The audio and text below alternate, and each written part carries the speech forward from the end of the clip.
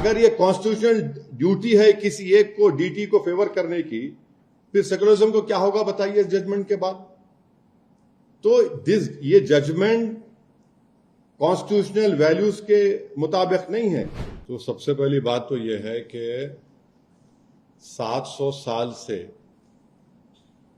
ये मस्जिद है और यहां पर नमाज अदा की जा रही है। दूसरी बात यह है कि ये क्यों कह रहा हूं मैं, इसलिए कि ये वक्फ बाय डेडिकेशन है और इसको धार के उस वक्त के अर्सवाइल स्टेट ने इसको मुसलमानों के लिए दिया और वहां पर मस्जिद में नमाज पढ़ रहे हैं।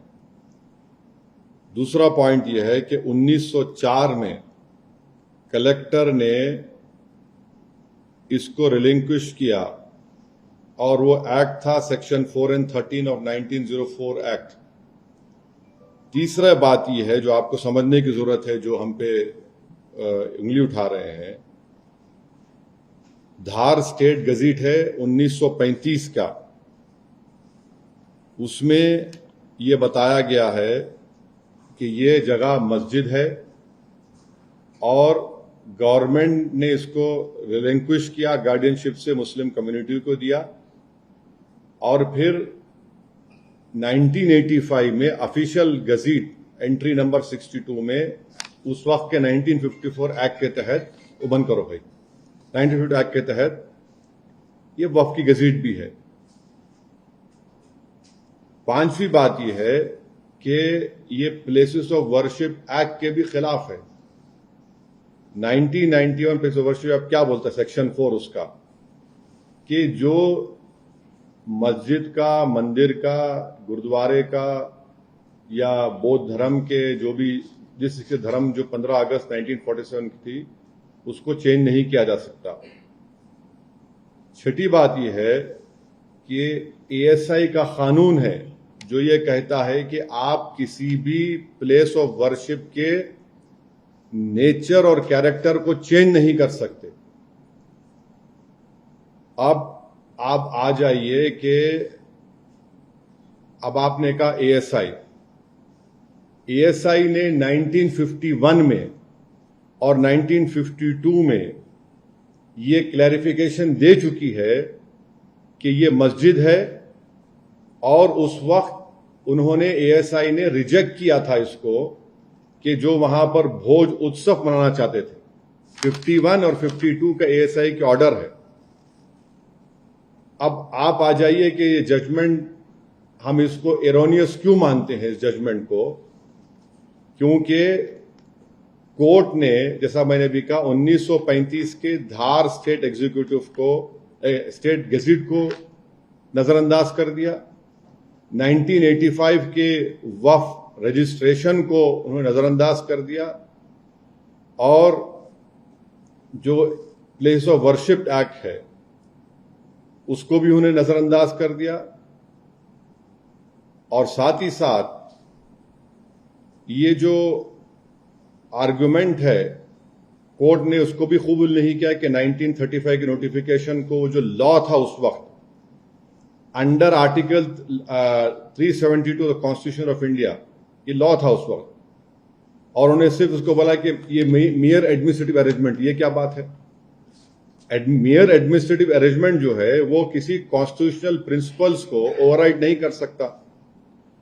और एक और वजह है ये फैसला जो एरोनियस और गलत है, मुस्लिम साइड ने ये आर्ग्यू किया था कि जो पीआईएल दाखिल की गई थी रिट पिटीशन में उन्होंने डिस्प्यूटेड क्वेश्चन ऑफ फैक्ट उठाए जो आर्टिकल 226 में नहीं लिए जा सकते, क्योंकि एक्स्ट्राऑर्डिनरी जुरिसडिक्शन जो होता है आर्टिकल 226 में कोर्ट एक ऑर्डर पास नहीं कर सकता डिक्लेरेशन ऑफ पोजेशन और टाइटल के ऊपर।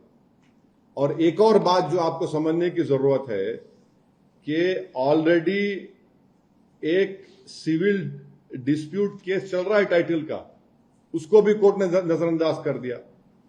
टाइटल का सिविल डिस्प्यूट चल रहा है। एक और बात आपको समझने की जरूरत है कि कोर्ट ने जो मैंने कहा, अभी आपने सवाल किया कि ये तो बिल्कुल बाबरी मस्जिद का मामला हो गया जजमेंट का। बाबरी मस्जिद केस के मामले में आप कोर्ट ने कहा था कि पोजीशन नहीं था मुसलमानों के पास। भाई मेरा पोजीशन तो आज जुम्मे तक था ना, मेरा पोजीशन आज फ्राइडे तक मेरा पोजीशन था। बाबरी मस्जिद को तो रात के अंधेरे में वहां पर मूर्तियां रखकर मिंबर रसूल पर मस्जिद को बंद कर दिया गया। मेरा तो पोजीशन आज भी है। और फिर 1935 का धार स्टेट गजीट, 1935 का धार दरबार प्रोसीडिंग्स एक्नॉलेज करता है कि वहां पर नमाज पढ़ी जा रही थी। और मध्य प्रदेश का राजपत्रा 85 का वो है बोल रहा है। 1951 में director general of ASI order issue किया कि सिर्फ मुसलमान नमाज पढ़ेंगे और दूसरी कोई मजहब की वहां पर रस्म और इबादत नहीं होगी।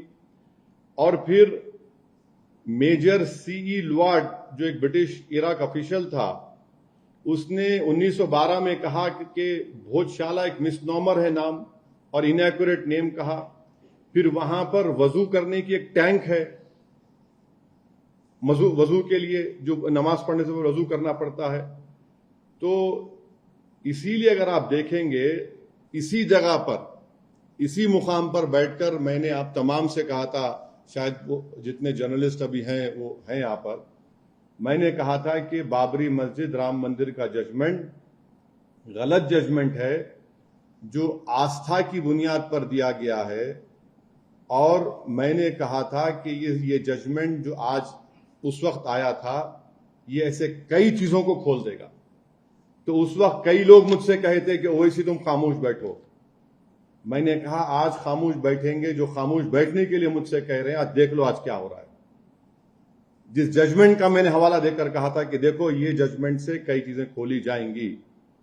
अब रिलीफ भी आइडेंटिकल है, कंप्लीटली रिलीफ आइडेंटिकल है कि वहां पर पूजा होगी, नमाज नहीं होगी।